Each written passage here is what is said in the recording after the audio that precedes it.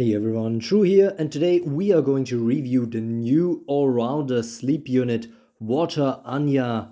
What are her strengths and weaknesses, and which tier will she likely go to in the end? We are going to answer all these questions, but first let's take a look at her AI analysis, powered by Nizetto. We see 3 hate modifiers in her AI. Her threat level increases by 20% if there is a sleeping enemy on the battlefield, which is likely the case quite often. The second condition is that she has a power charge, which means she could use the demolition rate. This increases her hate another 20%, but shouldn't be the case all that often because hopefully she will relatively quickly use the power charge when she has it. And the last modifier is another 10% if her barrier is active, which actually kind of helps her because in this state she is basically invincible against 99% of damage types. As for her skill weights, Aegis Overload has a weight of 150, which means she will use it whenever she can. Lights Out, that sleeps 2 enemies, has a weight of 50, which will be her second priority afterwards. Demolition Rate only has a basic weight of 1.56.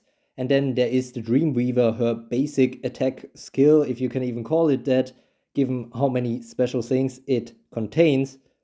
But given that all her other 3 skills are quite conditional, you can expect to see the Dreamweaver quite a lot. And this is actually a great transition into the next segment, Anya's strengths, and she has quite a few of them. But let's start with the Dreamweaver. A really great basic skill, just 50 time units, 500% damage if there's any sleeping enemy on the battlefield.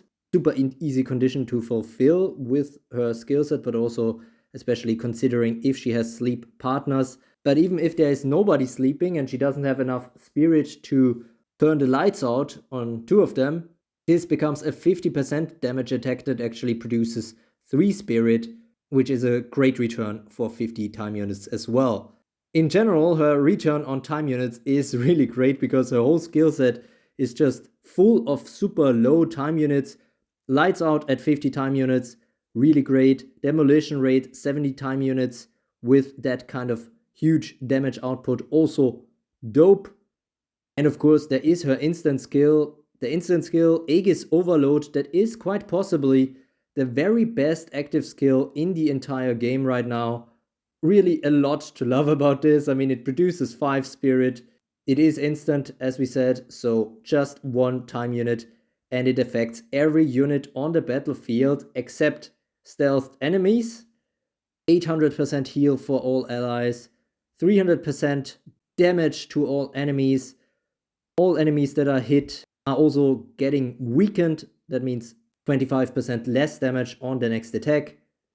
All allies get enraged, so 50% more attack on the next turn. It ignores skin passives and counter stands. It reactivates her power barrier, which basically means she becomes rather invincible yet again. And she gains a power charge, which she can use pretty much immediately for a strong demolition rate.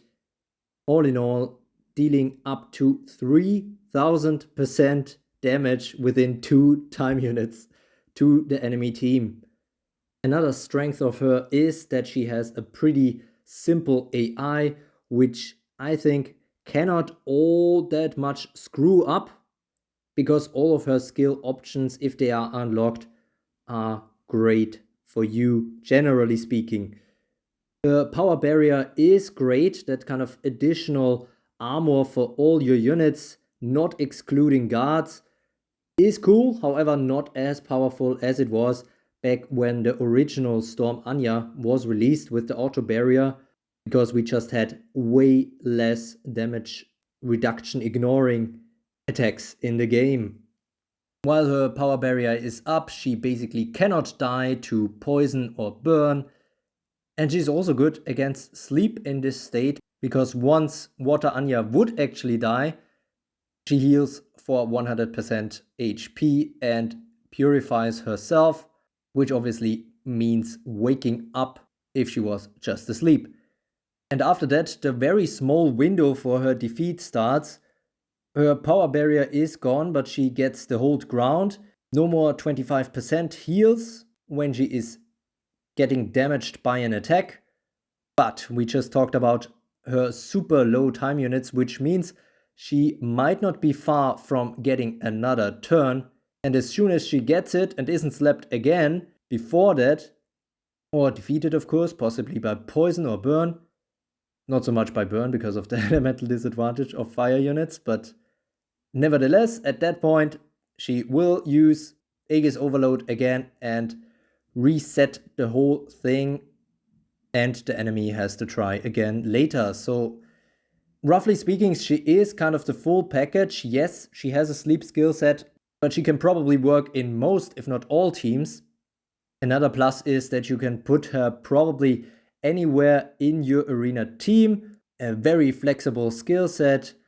Though if you have her fully awakened, then you will probably want her to come in before some of your other non-conjured units, given the adaptive circuit.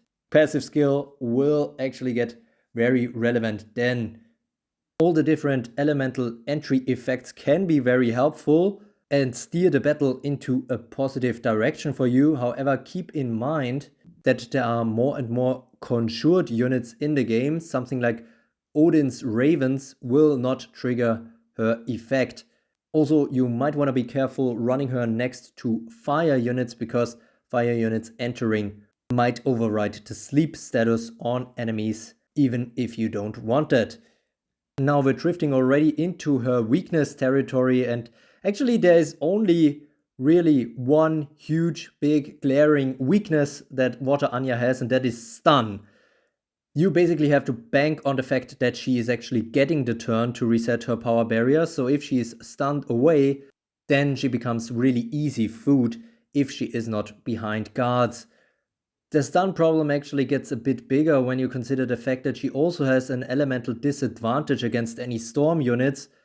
The very recently released Odin might be one of her biggest enemies, given that the Supreme Stun without a stun absorber or gift turner is basically an elimination of her. King Arthur's Regal Eclipse might also focus her, and then of course we have Storm Clarice with a Fatal Frenzy possibly ignoring the power barrier reset.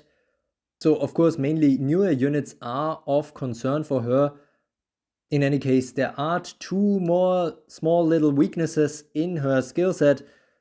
One is the 100 time unit lock on the Aegis Overload skill, which means she might reset her power barrier with an Aegis Overload, but get subsequently quickly taken to the deactivation of the power barrier again, and then even if she gets the turn, she might not be able to use the Aegis Overload then, using another skill instead and being very vulnerable in that state until she can finally use the Aegis Overload again, because there is just a hold ground.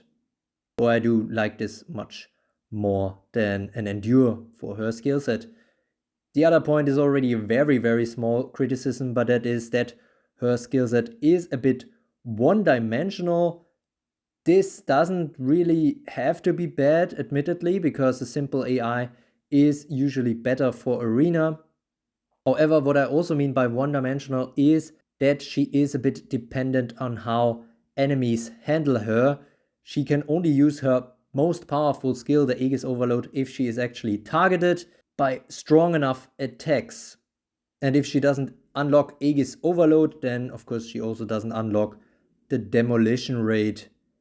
But yeah, as I said, this is a really edge case where I think this is actually a problem for her. I mean, the Dreamweaver skill that she would likely use over and over again in that scenario is still super, super great. She can basically spam that 500% damage while actually generating spirit. I mean, we've been over her very powerful active skill set.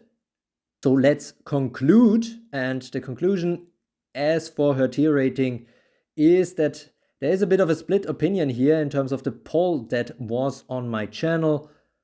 We have roughly half going for SSS tier, another half for SS tier, and I think there can be arguments for both. On the one hand, you have many arguments for the SSS tier.